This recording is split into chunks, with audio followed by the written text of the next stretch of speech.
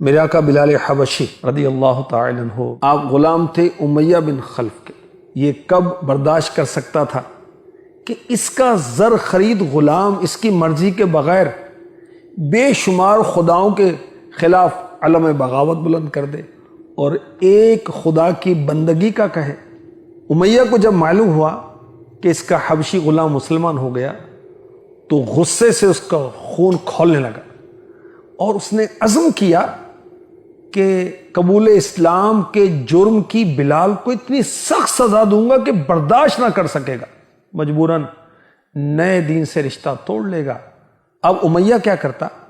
آپ کے مبارک گلے میں رسی ڈال کر آوارہ لڑکوں کے ہاتھوں میں پکڑا دیتے۔ یہ آوارہ لڑکے آپ کا تمسخر اڑاتے، مذاق کرتے، مکے کی گھاٹیوں میں گھومتے، گلیوں میں گھسیٹتے۔ حضرت حسان بن ثابت رضی اللہ تعالی عنہ کہتے ہیں، میں قبول اسلام سے پہلے حج کرنے کے لیے مکے آیا، میں نے بلال کو دیکھا کہ ان کے گلے میں ایک لمبی رسی تھی جسے بچوں نے پکڑ رکھا تھا اور اسے کھینچ رہے تھے، اور بلال حبشی رضی اللہ عنہ کہہ رہے تھے وہ یکتا ہے، وہ یکتا ہے، یعنی اللہ یکتا ہے، میں لات، عزا، ہبل، نائلہ کی خدائی کا انکار کرتا ہوں۔ اب امیہ کیا کرتا؟ بلال حبشی رضی اللہ تعالی عنہ کو بھوکا رکھتا، پیاسا رکھتا۔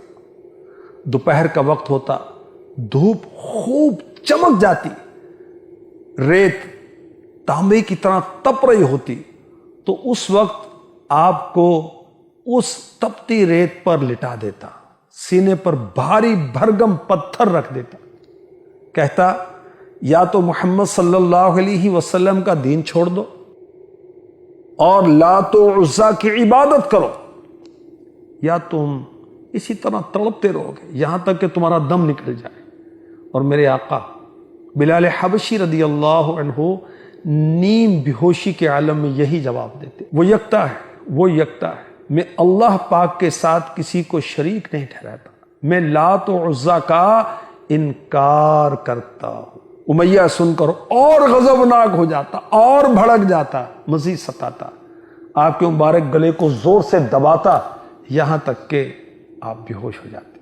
حضرت بلال رضی اللہ تعالی عنہ جب شدت عذاب میں احد احد کے نعرے لگاتے تو لوگ تلقین کرتے اس تکلیف سے بچنے کے لیے ایک ہی صورت ہے، تم کفریہ جملے کہہ دو۔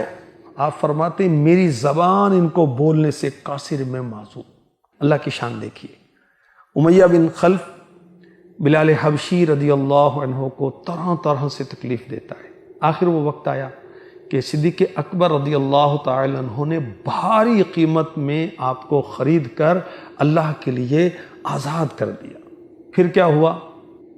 مسلمانوں کی ہجرت ہوتی ہے مدینہ پاک کی طرف، اب غزوہ بدر ہوتا ہے اور بلال حبشی رضی اللہ تعالی عنہ نے چند انصاری صحابہ کی مدد سے امیہ بن خلف کو قتل کیا۔ اللہ پاک کے ان پر کروڑوں رحمتیں ہوں، ان کے صدقے ہمیں عشق رسول کی لازوال دولت مل جائے، آمین۔